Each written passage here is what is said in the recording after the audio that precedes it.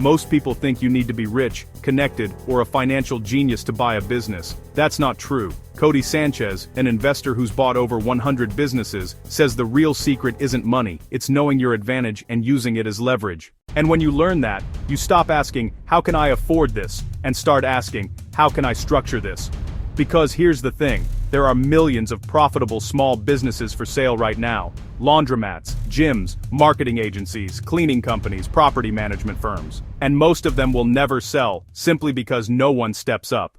Today, I'm going to show you how you can use what you already have, your skills, experience, network, or time, to buy your first business. We've become a world of renters instead of owners. We rent everything, our homes, our cars, our time, our dreams. Even when we earn good money, we give control to someone else. And it's not because people are lazy, it's because no one taught us the language of money.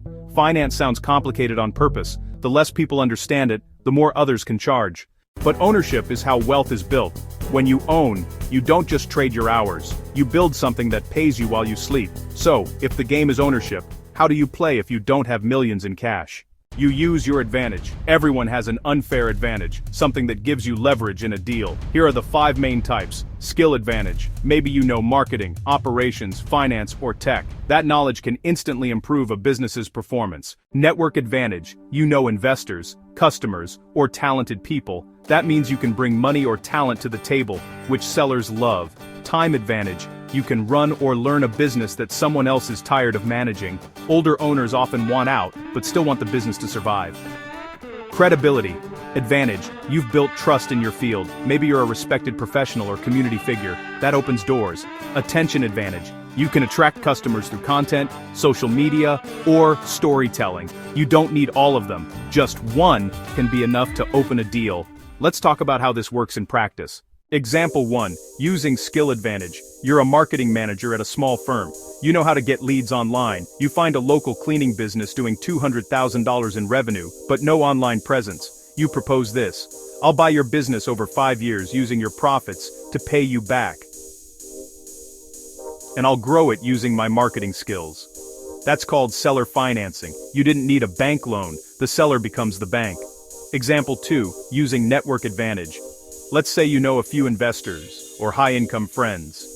You find a small HVAC business doing well, but owned by someone ready to retire. You bring the deal, your friends bring the cash, and you manage it. You earn equity for finding and structuring the deal. That's called being a deal maker.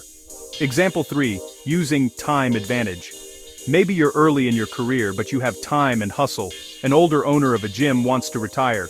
You offer to run the business day to day and pay them from profits. No money up front, just sweat equity.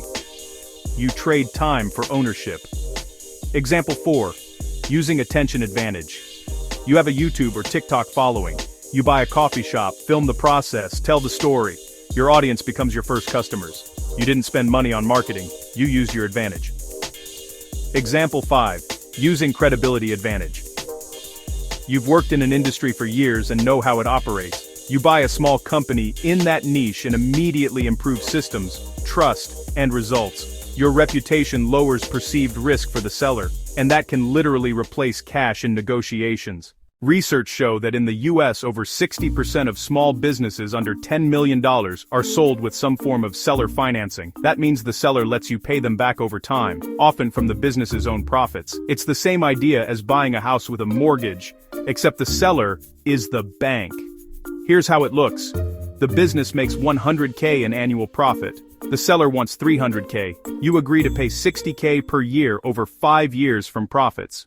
You own the business, the seller gets steady income, and you both win. This is how real ownership begins, not with luck, but with structure, because most small business owners are ready to retire, not fight for more years of work. They care about 2 things: getting paid fairly, leaving their legacy in good hands. So when you show up as someone trustworthy, capable, and curious, you instantly stand out.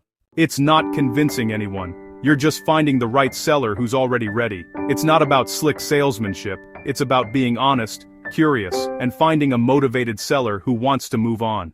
Once you learn to see the world this way, everything changes. Every shop, service, and company you pass becomes a potential opportunity. How to find and start. List your advantages. What do you know? Who do you know? What can you offer besides cash? Look locally or online. Use sites like BizBuySell, Flippa, or even Facebook groups for local businesses. Talk to owners. Just ask, have you ever thought about selling? You'll be surprised how often the answer is yes. Learn deal structure. Focus on creative financing, partnerships, and cash flow analysis. Start small. Buy a simple business first, even if it just replaces part of your income. It's a gateway business. The first step to freedom.